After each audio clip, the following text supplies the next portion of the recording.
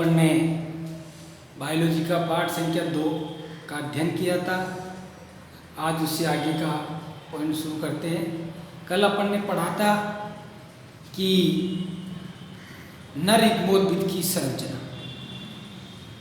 नर युग्मोद्भिद की संरचना में एक बार रिविजन करता हूँ। कल अपन ने नर युग्मोद्भिद की संरचना के बारे में चर्चा की थी। नर युग्मोद्भिद में आवर्त बीजी पादपों में नर भाग पुंमंग होता है। पुंमंग की इकाई पुंकेसर होती है। पुंकेसर के शीर्ष पर परागकोश पाया जाता है और इस प्रकार परागकोश में परपुष्प कोशिका, लघु बीजाणुधानी अपन पढ़ते हुए पहुँच गए थे। आज अपन पढ़ रहे हैं बीजाणुजन कोशिका। आज अपन अध्ययन करेंगे बीजाणुजन कोशिका।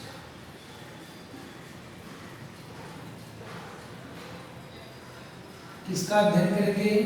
बीजाणुजन कोशिका। देखिए बीजाणुजन कोशिका क्या होती है समझिए। अपन ने कहा था कि परपुष्प कोशिका जो होती है उस परपुष्प कोशिका में विभाजन से 2 कोशिका का निर्माण होता है। तो परपुष्प कोशिका से कितनी कोशिका बनी? 2 कोशिका बनी। बाहर की ओर प्राथमिक द्वितीय कोशिका बनी।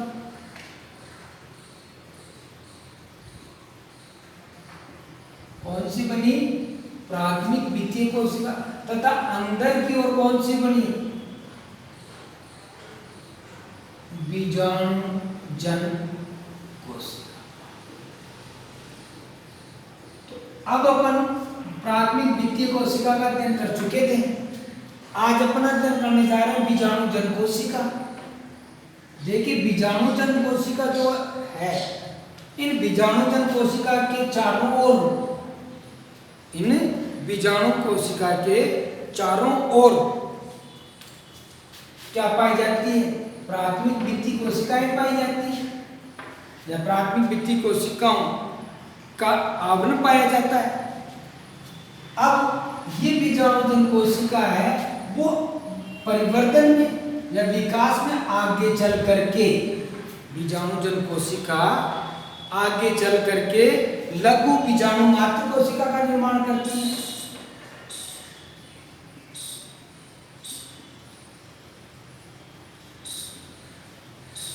किसका निर्माण करती है?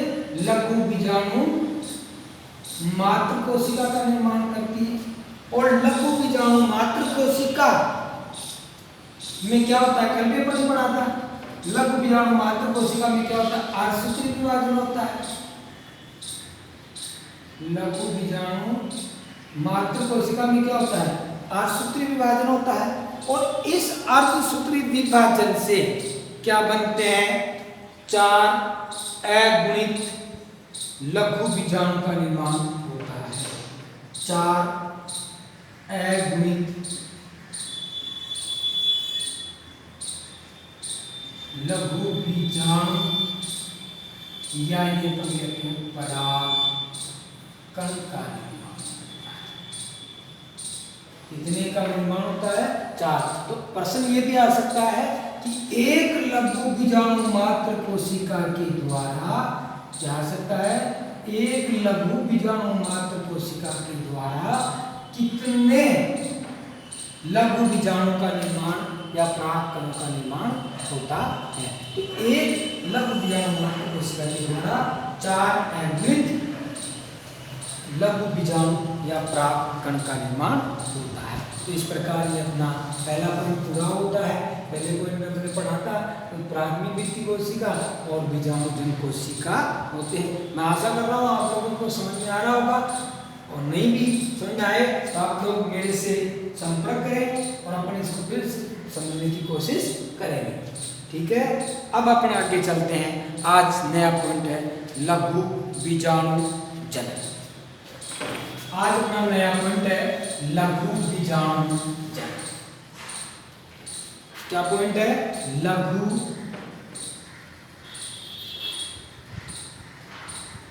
बीजाणुजन।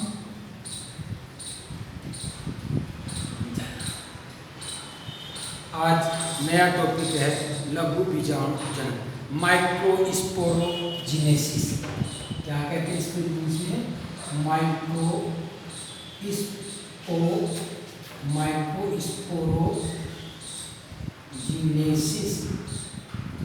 माइक्रोस्पोरोजिनेसिस, लघु बीजाणु जनन। देखिए नाम से ही पढ़ो, लघु बीजाणु जनन। छोटे, लघु यानी छोटे, बीजाणु का अर्थ परागकण, जनन यानी निर्माण, यानी किसका निर्माण? परागकणों का निर्माण। लघु बीजाणु जनन का मतलब होता है परागकणों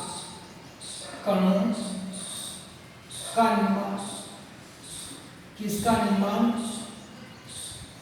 परागकणों का निर्माण। अब परागकणों का निर्माण अपन जानते हैं कहाँ होता है। परागकणों का निर्माण कहाँ होता है? तो अपन अभी पढ़ के आए हैं, कहाँ होता है? लघु बीजाणु धानी। कहाँ होता है? लघु बीजाणु धानी में। कहाँ होता है भाई? लघु बीजाणु धानी में। लघु बीजाणु धानी में किसके द्वारा होता है? लघु बीजाणु मातृ कोशिका के द्वारा। किसके द्वारा होता है? लघु बीजाणु मातृ कोशिका के द्वारा। कौन सा विभाजन होता है? अर्धसूत्री विभाजन होता है। क्या होता है? अर्धसूत्री विभाजन होता है। और इसको ही क्या कहते हैं अपन? लघु बीजाणु जनन कहते हैं। मतलब क्या है? लघु बीजाणु धानी में उपस्थित, देखो समझो क्या है? लघु बीजाणु धानी में उपस्थित लघु बीजाणु मातृ कोशिकाओं में अर्धसूत्री विभाजन के द्वारा किसका निर्माण होता है? अर्धसूत्री विभाजन के द्वारा इसका निर्माण होता है, परागकणों का निर्माण होता है। और इन परागकणों के निर्माण की प्रक्रिया को ही क्या कहते हैं? लघु बीजाणु जनन कहते हैं। लघु बीजाणु जनन किसे कहा? फिर देखिए, लघु बीजाणु जनन किसे कहा?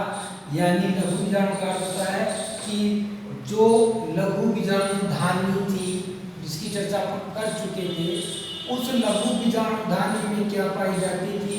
लघु बीजाणु मातृ कोशिका। उन लघु बीजाणु मातृ कोशिका में क्या हो रहा है? अर्धसूत्री विभाजन हो रहा है। और इस अर्धसूत्री विभाजन से क्या बन रहा है? परागकण कैसा होता है? अगुणित होता है। इसके निर्माण की प्रक्रिया को ही क्या कहते हैं? लघु बीजाणु जनन कहते हैं। इसके निर्माण की प्रक्रिया को क्या कहते हैं? लघु बीजाणु जनन कहते हैं। फिर समझिए आप लोग, देखो लघु बीजाणु जनन किसे कहते हैं? नाम से ही रखने की जरूरत नहीं है। लघु यानी छोटे, परागकणों के निर्माण की प्रक्रिया को लघु बीजाणु जनन कहते हैं। लेकिन परागकणों का निर्माण कहाँ होता है? लघु बीजाणु धानी में होता है। कौन सी कोशिकाओं के द्वारा होता है? लघु बीजाणु मातृ कोशिका के द्वारा होता है। कौन सा विभाजन होता है? अर्धसूत्री विभाजन होता है, जिससे क्या बनते हैं? अगुणित परागकणों का निर्माण होता है। और इसे अपन क्या कहते हैं? लघु बीजाणु जनन कहते हैं। अब लघु बीजाणु के मध्य लघु बीजाणु जो बन गए, उन लघु, जैसे ये देखें, ये अपन ने कहा था ये, और एक लघु बीजाणु मातृ कोशिका के द्वारा, बहुत मोस्ट है, एक लघु बीजाणु मातृ कोशिका के द्वारा, कितनी? एक लघु बीजाणु मातृ कोशिका के द्वारा 4 अगुणित परागकणों का निर्माण होता है। कितने का? 4 अगुणित परागकणों का निर्माण होता है। तो लघु बीजाणुओं के मध्य, लघु बीजाणुओं के मध्य क्या पाया जाता है? एक भित्ति पाई जाती है। जैसे ये लघु बीजाणु थे, इनके मध्य क्या पाई गई? भित्ति पाई गई। इस भित्ति को क्या कहते हैं? केलोज कहते हैं। इस क्या कहते हैं? केलोज। क्या कहते हैं? केलोज कहते हैं। फिर समझिए, लघु बीजाणु मातृ कोशिकाओं में अर्धसूत्री विभाजन हुआ। इस अर्धसूत्री विभाजन से क्या बन गए? परागकण बन गए। तो लघु बीजाणु के मध्य क्या पाया जाता है, एक भित्ति पाई जाती है। इस भित्ति को क्या कहते हैं, केलोस कहते हैं। यह केलोस केलेज एंजाइम के द्वारा, कौन सा एंजाइम, केलेज एंजाइम के द्वारा परिपक्व अवस्था के अंदर क्या हो जाता है, विघटित हो जाती है। तो केलोज जो भित्ति है केलेज एंजाइम के द्वारा क्या हो जाती है, टूट जाती है और परागकण क्या हो जाते हैं, और परागकण मुक्त होकर क्या हो जाते हैं, बिखर जाते हैं। कहां पर बिखर जाते हैं, लघु बीजाणु धानी में बिखर जाते हैं। तो हमारा पॉइंट था कौन सा, लघु बीजाणु जनन। देखिए लघु बीजाणु जनन को इंग्लिश में हम क्या कहते हैं, माइक्रोस्पोरोजेनेसिस। कि क्या होता है लघु बीजाणु धानी, यानी लघु बीजाणु धानी में कौन सी कोशिका पाई जाती है, लघु बीजाणु मात्र कोशिका पाई जाती है। इन लघु बीजाणु मात्र कोशिका में क्या होता है, अर्धसूत्री विभाजन होता है। इस अर्धसूत्री विभाजन से क्या बनते हैं, परागकण बनते हैं और इन प्रक्रिया को ही हम क्या कहते हैं, लघु बीजाणु जनन कहते हैं। और परागकण को ही हम, परागकणों को दूसरा नाम क्या दे सकते हैं, लघु बीजाणु भी कहते हैं। परागकणों को ही क्या कहते हैं अपन, लघु बीजाणु कहते हैं। जो अगुणित होते हैं, अगुणित क्यों होते हैं, क्योंकि लघु बीजाणु मात्र कोशिका में कौन सा विभाजन हुआ, अर्धसूत्री विभाजन हुआ, जिसके कारण ये क्या बन गए, अगुणित हो जाते हैं। अब जो ये लघु बीजाणु हैं वो स्वतंत्र रूप से अब कहाँ पर होते हैं, लघु बीजाणु धानी में। जब ये लघु बीजाणु धानी होते हैं तो कौन से रूप में पाए जाते हैं, सामान्यतः चतुष्क के रूप में पाए जाते हैं। किसके रूप में पाए जाते हैं, चतुष्क के रूप में पाए जाते हैं। तो चतुष्क के रूप में पाए जाते हैं। अब अपन पढ़ेंगे तो लघु बीजाणु होते हैं वो अलग पादपों में अलग अलग प्रकार से विन्यासित होते हैं। ये कैसे होते हैं, चतुष्क के रूप में। कैसे होते हैं, चतुष्क के, किसके रूप में होते हैं, चतुष्क। क्योंकि अभी अपन ने कहा एक, क्या कहा अपन ने, एक लघु बीजाणु मात्र कोशिका। क्या कहा मैंने, एक लघु बीजाणु मात्र कोशिका के द्वारा कितने, 4 अगुणित लघु बीजाणु या परागकणों का निर्माण होता है। ये जो एक लघु बीजाणु मात्र कोशिका के द्वारा 4 अगुणित लघु बीजाणु का निर्माण होते हैं, ये आपस में किस रूप में होते हैं, चतुष्क के रूप में। जो सामान्यतः कितने प्रकार के होते हैं, चतुष्क के रूप में, जो कितने प्रकार के होते हैं, 5 प्रकार के।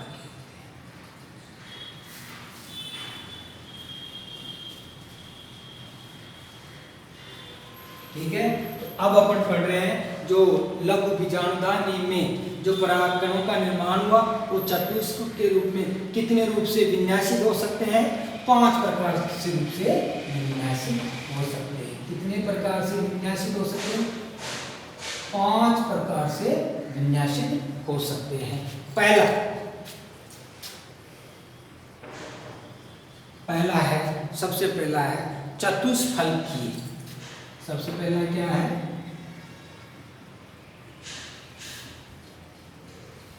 चतुष्फलकीय। सबसे पहला है चतुष्फलकीय। इस प्रकार का जो विन्यास पाया जाता है वो द्विबीजपत्री पादपों में पाया जाता है। मुख्य रूप से द्विबीजपत्री पादपों में जो चतुष्क की संरचना होती है वो कैसी होती है, चतुष्फलकीय होती है। कैसी होती है भाई, चतुष्फलकीय, जिसमें 3 लघु बीजाणु दिखाई देते हैं। द्विबीजपत्री पादपों में पाए जाते हैं कितने, 3 लघु बीजाणु दिखाई देते हैं। जैसे जो चित्र बना के बताया,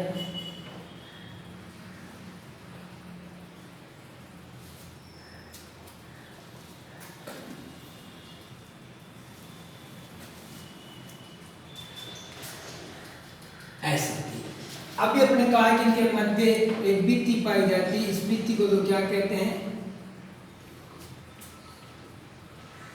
केलोज कहते हैं।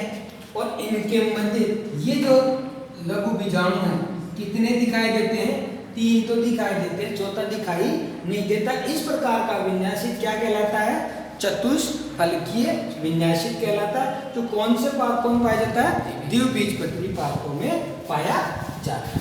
नेक्स्ट सेकंड नंबर होता है समद्विपार्श्विक। सेकंड नंबर कौन सा, समद्विपार्श्विक।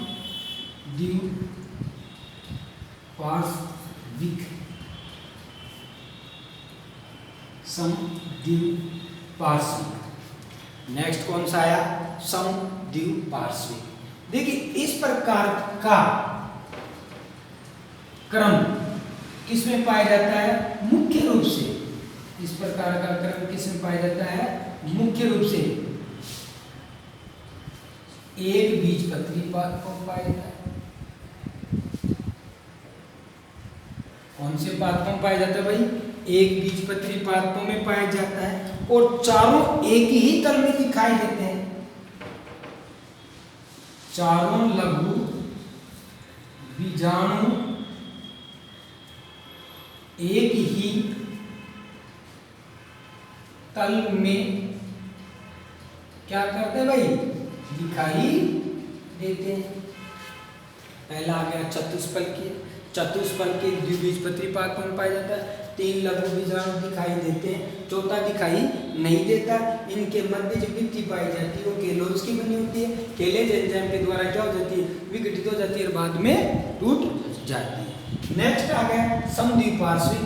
समद्विपार्श्विक में क्या होता है कि यह मुख्य रूप से एक बीजपत्री पादप में पाया जाता है और चारों लघु बीजाणु एक ही तल में दिखाई देते हैं। जैसे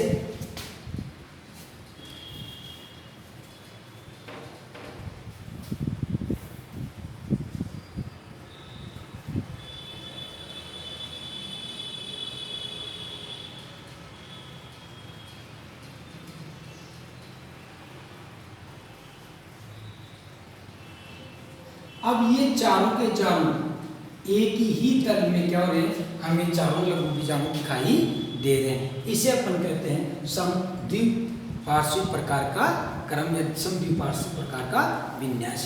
तीसरा आता है टी आकार का। तीसरा क्या आता है, टी आकार का। देखिए टी आकार में क्या होता है कि दो, देखो टी आकार में क्या होता है, दो तो लंबवत होते हैं, दो लघु बीजाणु तो क्या होते हैं, लंबवत होते हैं। और दो कैसे होते हैं, दो तो क्या होते हैं, लंबवत होते हैं। और दो कैसे होते हैं, अनुप्रस्थ होते हैं।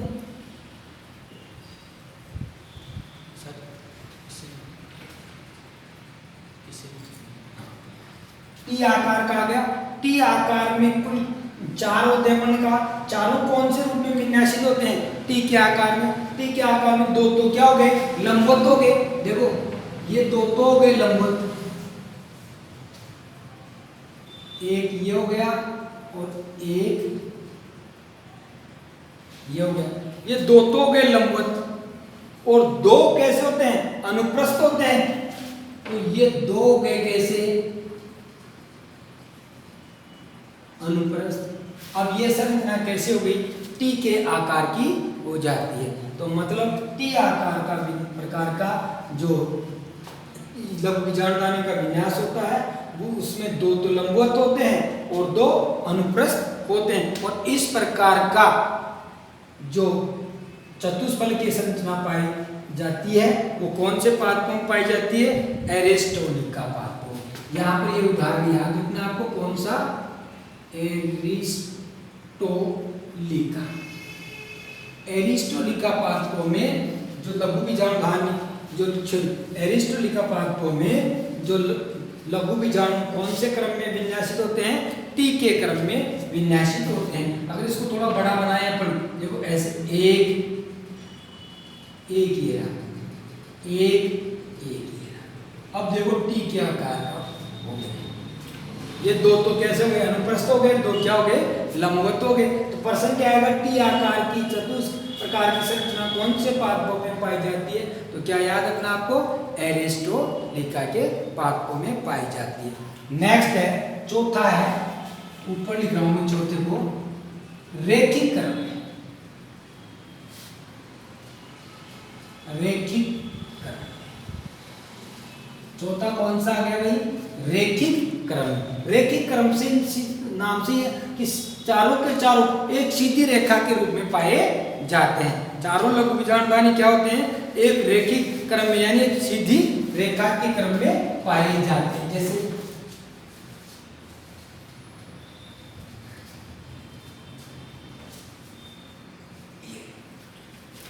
ये चारों के चारों परागकण कौन से रूप में विन्यासित हो गए, एक रेखीय क्रम, एक सीधी रेखा के क्रम में पाए जाते हैं। और इस प्रकार का जो क्रम पाया जाता है वो कौन से पादपों में पाया जाता है, हेलोफिला पादपों में पाया जाता है। हेलोफिला, यहाँ पर इनके उदाहरण ही ज्यादा महत्वपूर्ण है। फिर से मैं बोल रहा हूँ, अपन पढ़ रहे थे, अपन ने कहा कि एक लघु बीजाणु मात्र कोशिका में क्या हुआ, अर्धसूत्री विभाजन हुआ। और इस अर्धसूत्री विभाजन के द्वारा कितने परागकणों का निर्माण हो गया, 4 परागकणों का निर्माण हुआ। ये चारों के चारों परागकण एक निश्चित क्रम में अलग अलग पादपों में पाए जाते हैं, इनका विन्यासित अलग अलग होता है। तो इसको ये द्विबीजपत्री पादपों में कैसे होते हैं, चतुष्फल के होते हैं। एक बीजपत्री पादपों में कैसे होते हैं, समद्विपार्श्विक होते हैं। तथा अभी अपने का एरिस्टोलिका पादपों में कौन से क्रम में पाया जाता है, टी आकार में पाया जाता है। और हेलोफिला पादपों में कैसे होते हैं, रेखिक क्रम में होते हैं। पांचवा है क्रोशित प्रकार का। पांचवा कौन सा है, क्रोशित प्रकार। पांचवा क्या भाई, क्रोशित।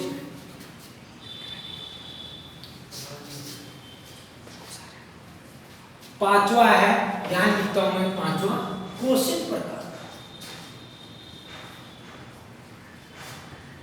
पांचवा कौन सा है, क्रोशित प्रकार का। और इसका उदाहरण ही बहुत मोस्ट है। इसका उदाहरण है मैग्नोलिया। मैग्नोलिया पादप में किस प्रकार का क्रम पाया जाता है, क्रोशित प्रकार का क्रम पाया जाता है। इस प्रकार हमने पढ़ा कि लघु बीजाणु जन्म के द्वारा लघु बीजाणु मात्र कोशिका में अर्धसूत्री विभाजन होता है। इस अर्धसूत्री विभाजन के परिणाम स्वरूप 4 अगुणित परागकणों का निर्माण होता है। चारों के चारों परागकण एक विशिष्ट प्रकार की संरचना के रूप में व्यवस्थित होते हैं। इनके मध्य में भित्ति पाई जाती है जो केलोज कहलाती है। ये भित्ति घुल जाती है, बाद में सारे के सारे परागकण स्वतंत्र रूप से कहाँ बिखर जाते हैं, पराग लघु बीजाणुधानी में। तो पहला कौन सा हो गया, चतुष्फल की, इसमें पाया जाता है द्विबीजपत्री पादपों में 3 लघु बीजाणु दिखाई देते हैं, चौथा दिखाई नहीं देता। दूसरा आ गया समद्विपार्श्विक, एक बीजपत्री पादपों में पाया जाता है। चारों लघु बीजाणुधानी एक ही तल में दिखाई दे रहे हैं।